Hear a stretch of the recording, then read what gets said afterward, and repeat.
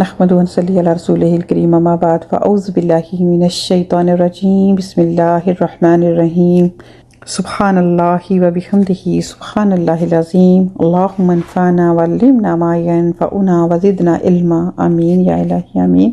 अस्सलामु अलैकुम व रहमतुल्लाहि व बरकातुहू। उम्मीद करती हूँ कि आप सब खैरियत से होंगे और इंशाल्लाह आज हम अपना वही सिलसिला जो है हदीस पाक जो हमने शुरू की थी उसी के स्टेप बाय स्टेप जो है हम माशाल्लाह समझ रहे हैं, फ़ायदा उठा रहे हैं।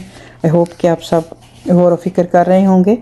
तो आज की जो हमने बात जो पढ़ी थी सदका के बारे में कि सदका जो है वो ईमान की निशानी है, तो उसके बारे में इंशाल्लाह पढ़ेंगे। आज के टॉपिक का नाम सदका है। आपने सदका की अहमियत और फजीलत के बारे में फ़रमाया था ना, वहाँ पर नबी पाक सल्लल्लाहु अलैहि वसल्लम ने फरमाया कि सदका करने वाले के ईमान की वो निशानी, यानी कि अगर इंसान कोई भी काम इस नीयत से करता है तो उसकी ईमान की निशानी है। इस्लाम में सदका करने की बहुत ज़्यादा अहमियत है। अल्लाह सुब्हानहू व तआला ने रसूल करीम सल्लल्लाहु अलैहि वसल्लम को हुक्म फरमाया कि आप इनसे उनके माल में से सदका लेकर उन्हें पाक साफ़ करें, यानी कि आप सल्लल्लाहु अलैहि वसल्लम को हुक्म दिया गया कि इनके माल को पाक करने के लिए इनसे माल लें और सदका करें। फिर दूसरी जगह फरमाया अस्सदक़ातु युत्फ़ील ख़तीअती कमा युत्फ़ील माउन नार, सदका गुनाहों को इस तरह मिटा डालता है जैसे पानी आग को बुझा देता है।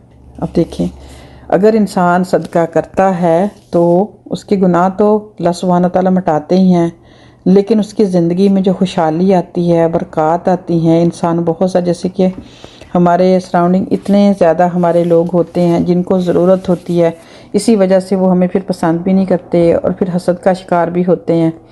लेकिन दूसरे के अमल को मत देखें, आप अपना जो है वो काम जारी रखें कि हर मुश्किल में उनका साथ दें, सदक़े की नीयत से उनके साथ भलाई करें। कोई आपके साथ अच्छा भी नहीं करता फिर भी आप करें। अच्छे के साथ तो अच्छा सब कर लेते हैं, लेकिन जो थोड़ा सख्त रवैये वाला हमारा होते हैं प्यारे, उनके साथ भी आप नरमी का, भलाई का, अच्छे लेन देन का मामला करें तो इससे फ़ायदा उसको, बेशक आपको उस वक्त तक लग रहा है कि सिर्फ मैं एक ही तरफ से मतलब हो रहा हूँ, उस वक्त से वो दूसरी तरफ से जो है वो मुझे पॉजिटिव रिस्पांस नहीं मिल रहा, लेकिन ये जहन में रख के अगर करें कि सदका तो है गुनाहों को इस तरह मिटाता है, कोई चीज़ भी नहीं। जैसे कि एक पानी की मिसाल दी गई कि आग के ऊपर अगर पानी डाला जाए तो फ़ौरन बुझ जाती है, तो इसी तरह अल्लाह सुब्हानहू व तआला हमें भी इन चीज़ों की तौफीक दे।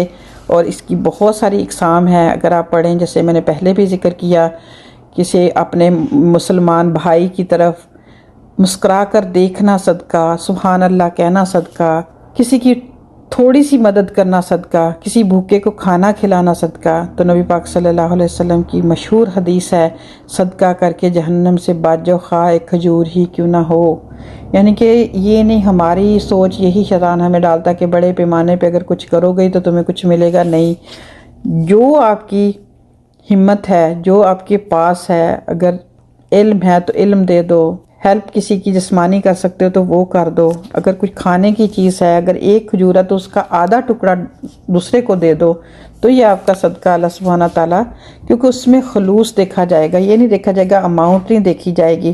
तो इसी तरह सदका जो है वो, इसको जहन में रखें। नबी पाक सल्लल्लाहु अलैहि वसल्लम की हदीस पाक है कि ये जहन में रखो कि सदका माल को कम नहीं करता, बल्कि सदक़े से माल जो है वो मज़ीद साफ़ भी होता है और उसमें बरकत भी आती है। तो ऐसी बहुत सारी लंबी हदीस में आप सबके साथ शेयर कर चुकी हूँ कि देने से माल कम नहीं होता।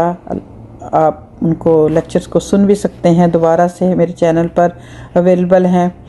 तो आज की जो सदक़े के बारे में बात थी, इन चंद बातों से इंशाल्लाह मैं आज की बात को कंप्लीट करूँगी। तो नेक्स्ट इंशाल्लाह हम बात करेंगे सब्र का, जो पार्ट हमने पढ़ा था इस हदीस में।